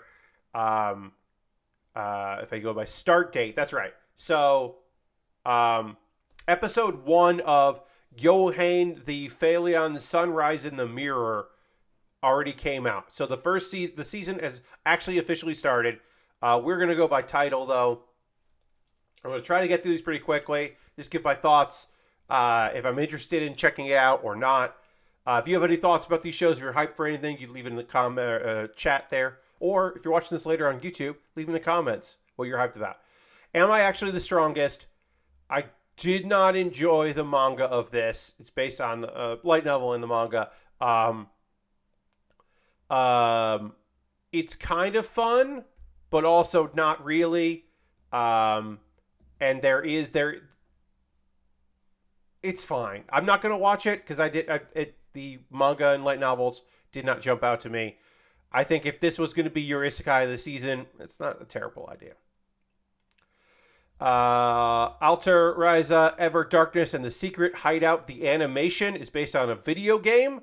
I know nothing about that, but probably going to pass. I do like Linden Films, but nah, I'm probably good. Ayaka, Orphan, action series, a bunch of islands where there are dragons, and this just seems like an anime I won't remember until I do this in 3 months. You know what I mean? It just feels like one of them, like, maybe it's great, but It doesn't stand out to me. Bang Dream, it's my go. This is an idol kind of series here. This is a new anime in the Bang Dream franchise. Announced at My Go fourth live concert. Uh, I'm good. Bleach Thousand Year War. Thousand Year Blood War. The Separation. This is the sequel to the Thousand Year Blood War. So it's the second part of the final arc. I respect that Bleach is back. I appreciate that they're going to finish the fight. The manga got so unwieldy in the last arc that an anime adaptation is probably for the best, although the anime got also unwieldy towards the end. I'm happy that there's more Bleach, I guess. For the Bleach heads out there, I'm happy for you. And also the people at Studio Pierrot seem fucking jazzed about it. Bungo Stray Dogs 5? Can you fucking believe they're still making Bungo Stray Dogs? Come on, Bones. Let it go. This show isn't even super popular in Japan anymore. More card fight. Classroom for Heroes. I have read this manga. It is fine. It is the dude who seems like he sucks. Dude who seems like he's not great. Shows up and turns things upside down. Aristfan says, my kid loves it. Nice. Thank you, Aristfan. I don't know what... does your kid love Bungo Stray Dogs? Is that what... I'm going to guess your kid either likes Bungo Stray Dogs or Card Fighter Vanguard Will Dress Season 3. But I'm going to assume it was Bungo. Bungo, yeah. I don't know. I just feel like it's... At a certain point, like... How many more people do these guys have to kill while they hate each other, but also work really well together? Classroom for Heroes is fine. I don't think I'm going to watch this. Okay, here's the thing. If this is like a Sunday, Monday show, or like one of those shows that is during a period where I don't have a lot of shows to watch, I might watch Classroom for Heroes, because Crunchyroll's picking it up. But I don't really like the source material. It's fine. Dark Gathering. I've wanted to get into Dark Gathering. I've bounced off the manga a bunch. Yeah, weird psychic mediums and nonsense, and yeah, I've kind of wanted to try to get into Dark Gathering, but I don't think this is going to be the time. So they're doing more. Why are they calling it second season? They're doing more of A Devil is a Part-Timer. It's like the second part. It's the second part of season 2. I did not particularly think that season 1 of part 2. I don't think it needed to come back. I don't know. It didn't feel like it needs to. I don't know. Helk. What's Helk? I didn't see this in the last time I looked. I looked at this the other day to prep. Four Heavenly Kings. Tournament. Oh, it's the human. Okay. Yeah, alright. This is another one of those, like, human that wants to help the Demon King. Yeah. Yeah, I have a friend that really likes Helk. That's right. I remember what this is now. I might give this a shot. Horimiya, The Missing Pieces. This is basically stuff that didn't make into the first season of Horimiya, like odd side stories. So it might not necessarily have a rhyme or reason. Helk looks a bit like Mashal as the Demon King. Yeah, I think it's a little bit about like the that hero that quit. I forget the name of that one. I Quit Heroing, which I've enjoyed in the past. That I enjoyed that series. So Horimiya is great. That first season, if you didn't watch Horimiya, it was on Funimation, so it should be on Crunchyroll now. Watch that. It's great. It's awesome. I'm hoping they get dark in this one because there's some shit they kind of skipped over. There's a little bit of sadness here and there. They skipped that I wouldn't mind seeing in this. I don't know what we're getting with this, but I'm going to check it out because Horimiya is great. I don't know if I'll cover it weekly, but I'm going to check it out. Pie in the Sky, producing this one. The author of Full Metal Alchemist presents her life of blood, sweat, and laughter in comic and now anime form. Okay, so this is a series about farming based on the creator of Full Metal Alchemist's life. So it's like a okay, that's interesting. I don't know if I'm going to watch this. Yeah, I mean, this might be something I try. We'll see if any. At the time of this recording, we don't know if anyone picked this up because it has not been updated.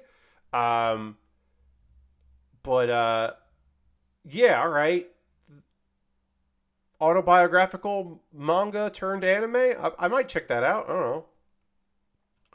Jujutsu Kaisen second season. Of fucking course, I'm going to be watching this shit. Are you fucking kidding me? Jujutsu Kaisen was one of my favorite shows of that year, especially the second core. Second core is better than the first core, which is rare. For me anyway, usually diminishing returns, but in that case, I just built and built and built. Of fucking course I'm going to be watching this shit. You know I'm going to. Will I talk about it every week? I don't know. Mappa fucking rules as well. Level 1 Demon Lord and One Room Hero. I'm good. Nah, I don't need this weird romantic comedy nonsense shut-ins thing. I'm good. Liar, Liar. A mind game of lies and deceit begins. At Academy Island, ooh, it's an island, students battle in games to win stars, hoping to earn the prestigious title 7-star.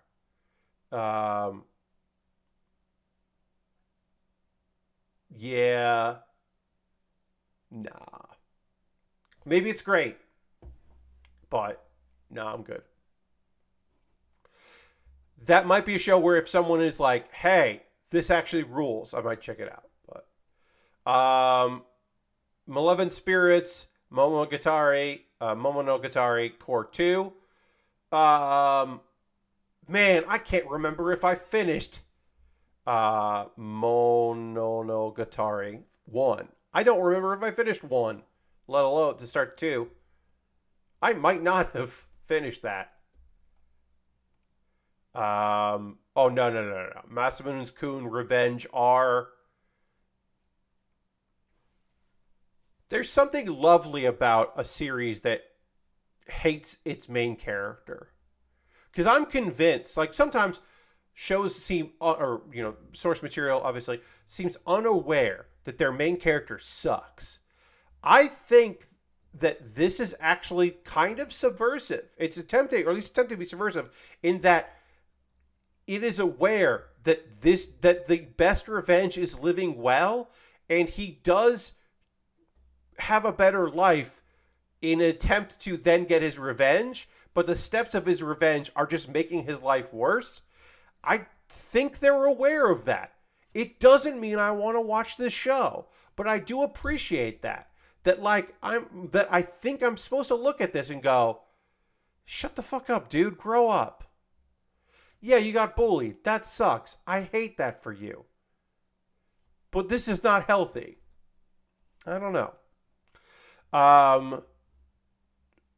Mushoku Tensei Jobless Reincarnation Season 2. This is the most beautiful isekai out this season. There's not going to be a show that looks better than this. The art is going to be beautiful. The animation is going to be lovely. The magic is going to look impressive and incredible.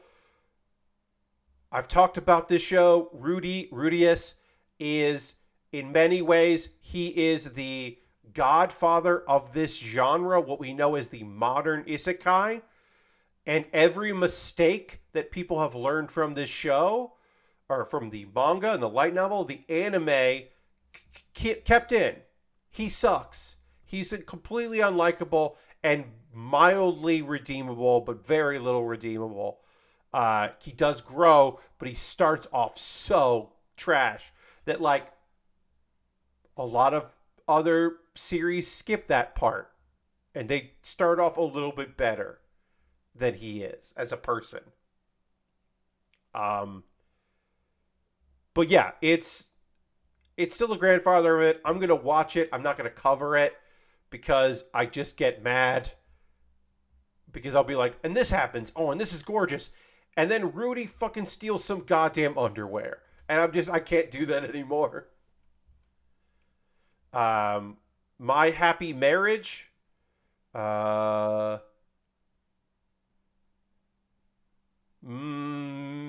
Maybe? It's at Netflix, but I don't know if it's going to be Netflix US. Maybe I'll watch this. Probably not. I'm going to watch My Tiny Senpai. Look, this is not even the first anime in like a year where we've had this like tiny senpai premise for a romantic work-based romantic comedy. But it's fun. I this is like like a fan creation that became incredibly popular and is getting an anime, which I think is really fucking fun and cool. Um, uh, yeah, I think this is gonna be cute. This is gonna be a cute show. I'll be checking it out. Crunchyroll picked it up. Nice. My unique skill makes me eat OP even at level 1. This is a manga that I think is fucking fine. Um, I think the premise of there's been a run of for years ago of what if a dude who like doesn't suck as a person, but like yeah, isekai is great, but what if you show up and you're not strong? Like you're just not strong. Like you just don't have any good skills. Well, he does actually have a skill, which is drop skill all S's, which is powerful. But like, how does he make that work? Also, Emily is probably going to be the best girl of the season and might be best girl of the year. Emily is like that great of a fun little character. Like you want good things for her and her big fucking hammer. If you like small character, big weapon, you might want to check this one out. It's not bad. Not bad at all. It's not great, but it's not bad. I read the manga and couldn't finish it. Nice characters except for the rabbit. Yeah. Yeah, the rabbit isn't nice. I wonder if they downplay that for the anime. They might. Reborn is a vending machine. I now wander the dungeon. I've covered this in my like weirdest premises for isekai or the we talked about this before, like the postmodern isekai. How I'm going to be incredibly brief on this. Ghost Valve just says this based on things there's stories of people going to other worlds, right? The popularization of stories like Alice in Wonderland influenced stories in Japan. So the first isekais that we think of in isekai, we think of stories that feature women. There's an explosion of Magic Earth, Ray Earth, Magic Knight Ray Earth, Fushigi Yugi, Escaflowne, female-led isekai. And then, in part due to jobless reincarnation, there is a plethora of modern isekai. Which the modern isekai is male focused. It is the harem story. It is the tropes that we know. ReZero, it became incredibly popular. Sword Art Online, which is or isn't an isekai. It's a death game anime, but whatever. It still popularized a lot of those tropes.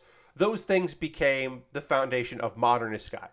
And then there's throwback isekai, where we focus on women, the otome genre of the I'm in a dating game, I'm a girl, I'm the villainess. Those are throwbacks. And then you have postmodern, like I'm a spider, I'm a slime, I'm an onsen, I'm a vending machine. This is the natural progression of that. Now we're doing, then there's isekai without isekai, it's just overpowered main characters. There's the go to earth isekai. This manga is a story of a guy back on earth. We get references to when he was there, but we don't really see what he did in that other world. We're focusing on what he's doing in this world. The post isekai stories. This is one of those weird ones. Campfire cooking in another world, my third skill. I mean, that's great. That's a fun one. Those are the chill ones. Yes. But this one I've read some of, and it's just fucking weird and wild, enjoyable. Can't move, but that doesn't matter. The problem of being a vending machine that can't move gets solved fairly interesting and fairly quickly.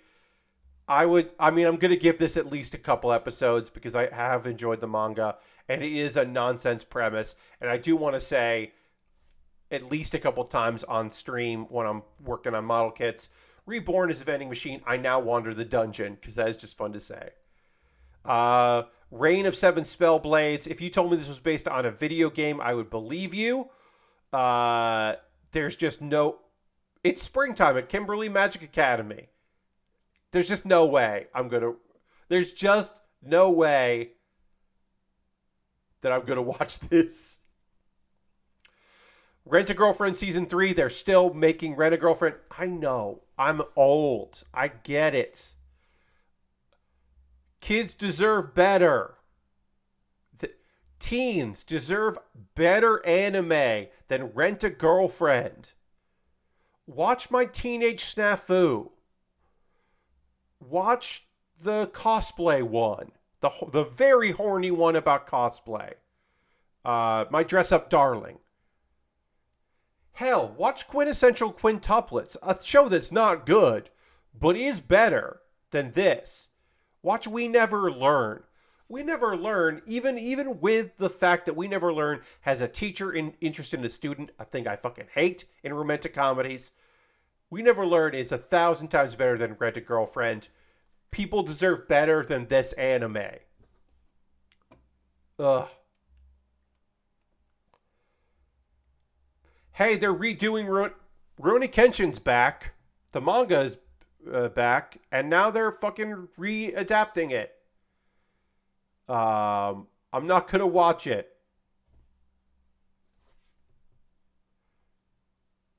There is a place in my heart for those characters.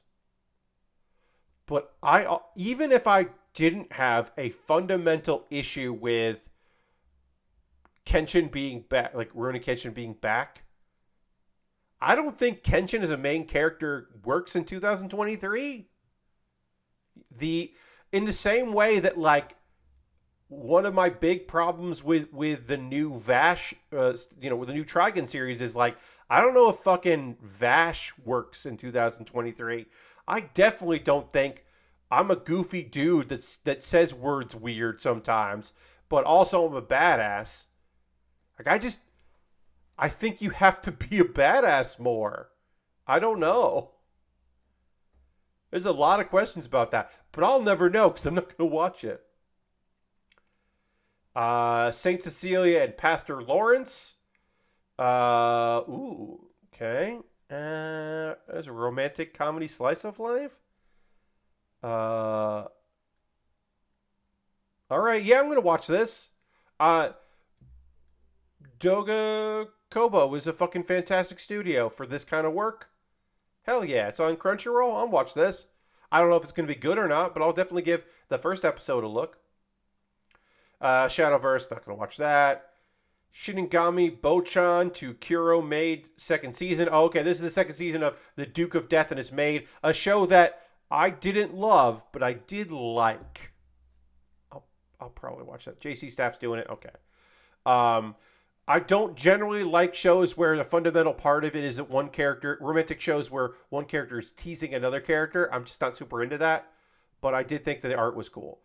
Spy Classroom's getting a second season. No fucking thanks. I don't know how that's getting a second season.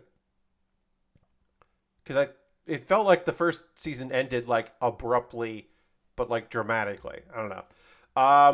The second half of Sugar Apple Fairy Tale. I wanted to like this show very much. I feel like not enough happens in it. I wanted to enjoy it more than I did. So I don't know if I'll be watching it. I definitely won't be watching it weekly. I don't know how it got a first season, right? Yeah. Spy Classroom. Nah, I'm good. Sweet Reincarnation. It's about a boy named Pastry. This is a fun one, man. I have read a little bit of this light novel. It is a food-centric isekai. And I think that, like, yeah. His name is fucking Pastry. And there's some action in it. It's not just, oh, I'm going to open up a sweet shop. Excuse me. There's some stuff that goes on. But I've enjoyed what I've read of this, and I'm definitely going to give this a go. Sinduality Noir. Oh, no, this is based on a video game. No, thanks. I'm good. Hey, look, I would love a mecha series that I could get into. Underground Haven, Tears of the New Moon, A Mysterious Rain. Nah, I think I'm okay. Oh, there's an AI. Tenpuru. Yeah, I'm gonna probably skip this one. I just think I'm done with one guy and lots of girls living together. Like, I liked a lot. I liked Love Hina quite a bit. There's a soft spot in my heart for Tenchi Muyo. I have liked these series before. I don't know if 2023 Pat Baer has it in him to watch a series about a guy that wants to become a monk because he's got to figure his shit out and become, like, settle down, but then a bunch of ladies live there and now he's got to deal with that. I just don't know if I have that in me, even though I have liked series like this in the past. And also, first to say, Love Hina, not great. You know, not a great series, but I enjoyed it at the time. The Gene of AI, is that the Gene of AI? Madhouse. Ooh, I like Madhouse. I don't like this description. Humanity's dream. Crystal humanoid technology. They have illness just like humans, where the treatment options are quite different. The troubled AIs band together, and a new doctor at the facility, Pseudo, bears witness. I like Madhouse. I don't think I'm going to watch that. The Girl I Like Forgot Her Glasses. This is a cute romance show that I will probably check out. It's just lovely. I've read some of this manga. I think it's very cute. It's just, yeah. I love the idea that, like, she has squinting bitch face. I just think that's a funny premise, that she forgets her glasses, so she's, like, squinting and, like, just is.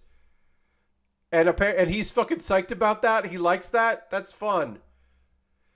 We've had a lot of romance shows where, like, the main dude's only issue is that people think he's scary.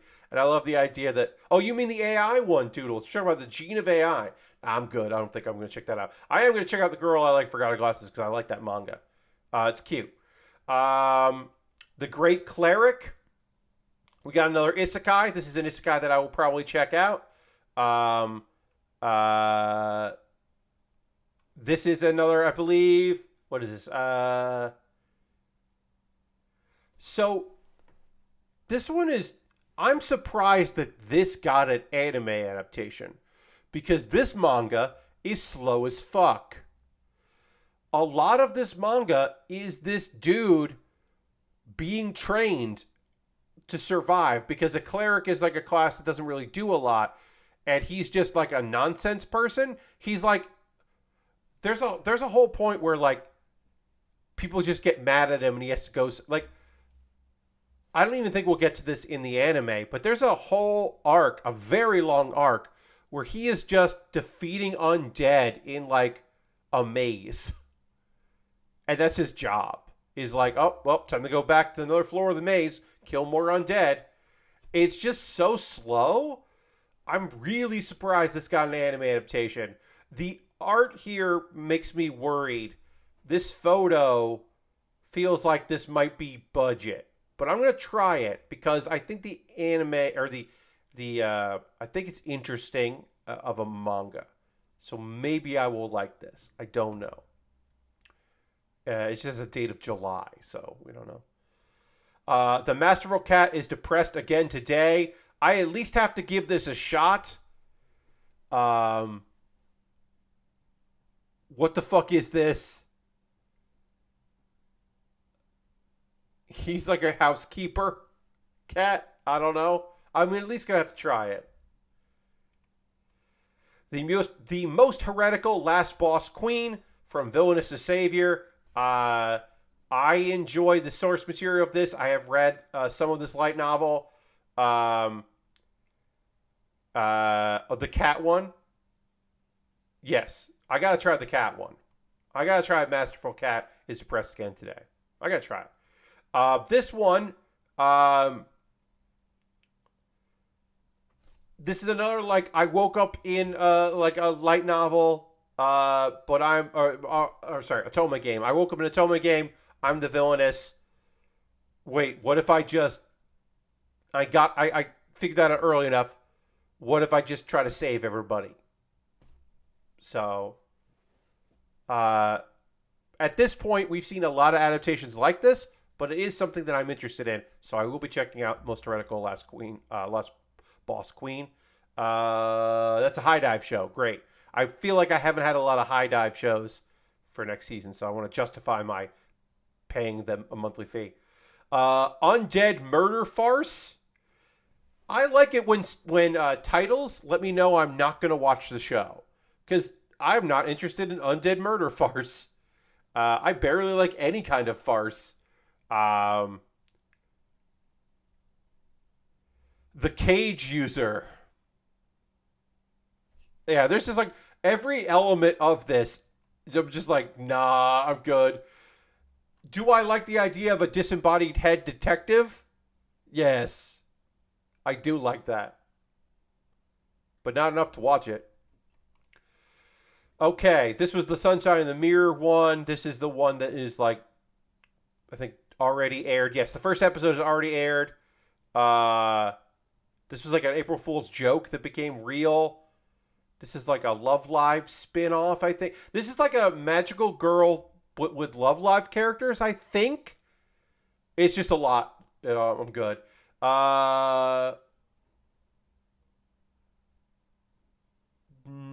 No. Let's see. Oh, that's right. This is about a girl that was like playing hard to get, but then the guy that was interested in her takes the hint, but it wasn't the hint. It wasn't a hint. Yeah, no. I don't want to watch that. Zom 100, Bucket List of the Dead, is a very good name. It's a very good name, Zom 100. I don't think I'm going to be watching this, but I do like the idea of that. The idea of a like, yeah. Like a zombie world, post-apocalypse thing where he's just like, okay, I'm going to fill up my bucket list.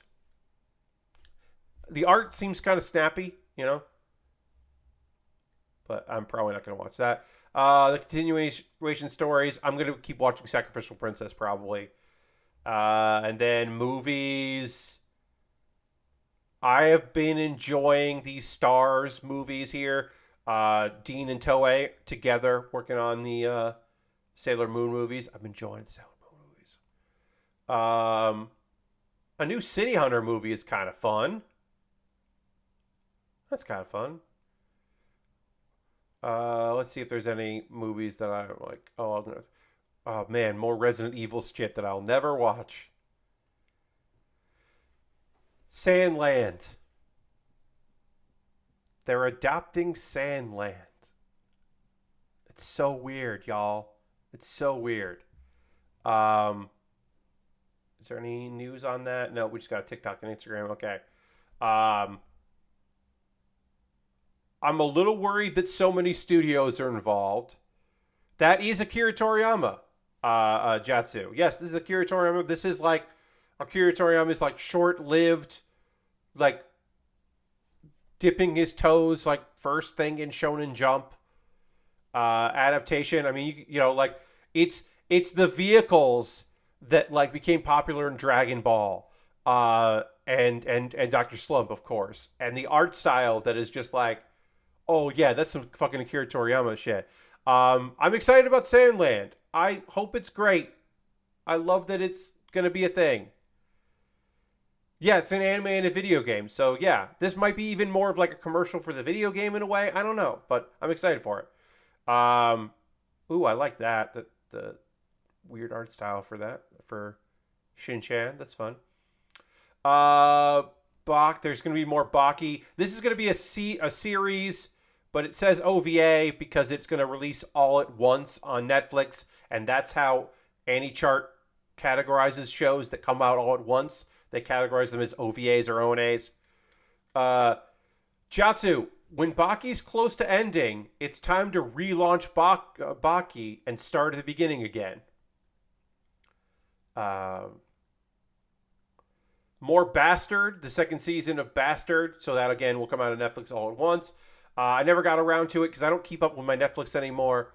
I never got around to watching the first season of this new adaptation of Bastard, Heavy Metal Dark Fantasy. But yeah, Bastard, they brought back Bastard, a manga that never actually ended, that like never finished, if I remember correctly. It is an unfinished work. So yeah, they're adapting more Bastard. Yeah, we never got an ending of the manga. Baer Kuma Punch. This is the bonus episodes, shorts. They'll be on the Blu-ray. They probably won't end up on Crunchyroll because Crunchyroll's not good about that. It just ends in the middle of an arc. Yeah. Beyblade Burst Quad Strike. Beyblades are back in anime form. More Fate shit. Get into it. There's more Fate coming. We've got, let's see. So this is going to be stuff that wasn't in the anime. Side stuff from the quintessential quintuplets. I don't know if that'll end up on Crunchyroll or not. And some kind of thing here. More Love Life bonus stuff. Utaku-chan's 2 loose and cute cats. That's fun. Some Azura Lane Queen's Order stuff. Let's see. Wrecker Ragnarok. It's hard to tell what ends up anywhere. Yeah. So if it's on High Dive and it's an OVA or an ONA, it most likely will show up because High Dive wants to package this in the Blu-ray for international releases. So if it's an OVA or an ONA or a bonus on a Blu-ray, it's probably going to show up there. Don't know about the States, but I had no idea Tokyo Revengers Season 2 came out. It was only on Disney Plus in Canada. It was on Disney Plus / Hulu. Yeah, I knew about it because I was mad because it wasn't going to be on Crunchyroll. Sometimes it is tough to track stuff down. You're not wrong. That's why I use AnyChart to kind of try to find things that are coming out. Record of Ragnarok Season 2 Part 2. They must have caught up with the manga because the manga is really slow. I don't enjoy this as a piece of anything in any way, shape, or form. 7 Deadly Sins is kind of continuing, I guess, but not really. I don't know. There's some OVAs for Tonakawa Over the Moon for you. this might. So the last OVA for Tonikawa between season 1 and season 2 ended up on Crunchyroll. Crunchyroll doesn't always get the OVAs. They sometimes do, but they don't always. So this would be cool if they do. Cute. I think this came out on High Dive. Cute Executive Officer, and it came out all at once. This is a very fun show. Or they like did episodes, but the episodes were like a bunch of shorts and blocks. It's a tiny child CEO. And then Oku, The Inner Chambers. I don't know what this is. And that's our anime. That's your lot. I'm going to wrap this up on the stream in a moment. But this is the video outro for the YouTube version of this. This was my 100th episode of Pat Bear's Anime Club. Thank you for watching it. Thanks for watching the video. If you're watching this on YouTube, hit the like button so that more people can see these videos. Leave a comment. That'll help people as well. Tell a friend if they're interested in shows coming up this season or they want to know about what happened in the spring season they might have missed and wanted a review. And let me know in the comments of this YouTube video what you would like to see in the future from Pat Bear's Anime Club. I don't know what I'm going to do for the next one. I have to start coming up with more ideas. I have one, but it requires a lot of research that I don't want to do. So I keep postponing it. But thanks for watching Pat Bear's Anime Club. I'll see you in the next one. All right, good. I wrapped things up there. Happy 100. Thank you, Aristofan. That it's more. So here's the thing. It's the numbered ones because I've done some that weren't numbered because they were like 88.5 or whatever. So it's a little over 100, but this is a 100 numbered episode of Pat Bear's Anime Club. Whew, this was only a little over 2 hours. That's pretty good for me. That is only a bit over 2 hours for this. It helps that apparently there's not a lot next season. I think the summer season, I should say, often isn't the strongest, and I think that's going to be the case here. There's like some interesting stuff, but it doesn't seem like a lot of bangers. Like I might get Hulu and watch Bleach. I might have Hulu for a month and like wait for all the Bleach to come out and watch that. Like I don't know. This might be the season for people to catch up on their previous stuff. I might do that. I might do a like what you might have missed from the past couple seasons, and talk about like stuff that like Kubo Won't Let Me Be Invisible was a show that like got postponed. Like it started airing and they stopped it and they because of COVID and then brought it back out. And that might be a show to watch this season. So that might actually be a video. I'm actually gonna write that down. I might do a Pet Bear's Anime Club of what shows to get caught up on. And I'll probably do because there's not too many of them. I'll probably do a like, am I watching these isekais? Because I do that not every season, but I often do that. Of this like, hey, here's what I'm watching there. That's gonna do it for our stream here. This will not go up on my VODs channel. This is going to go on my main channel next Monday. But we are going to raid. That is how we end every stream around here. We're going to find someone doing some cool shit out there that we want to go hang out with. So let's see who's doing stuff. How long has he been streaming? Oh, Will Smith has only been streaming for 5 minutes. And it's not bird stuff. It's anacrusis. So Will is streaming for his job. But we love Will Smith. And so we're going to go raid Will. Because that'll be really fun to go give Will a raid. Because I haven't been able to do that in a long time. And the anacrusis is a fun game. He's played with some people that he often plays games with. That are not employees of that company. So they might be a little more honest than Will, but he's not trying to trick you. But he is an employee playing the game that he works on. So feel free to come along this raid.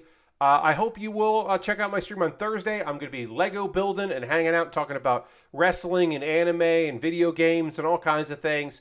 Thank you all so much for sticking with me tonight. I hope you have a great rest of your night. I hope you enjoy this raid. Goodbye, everybody. Goodbye, goodbye, goodbye, goodbye, goodbye, goodbye, goodbye.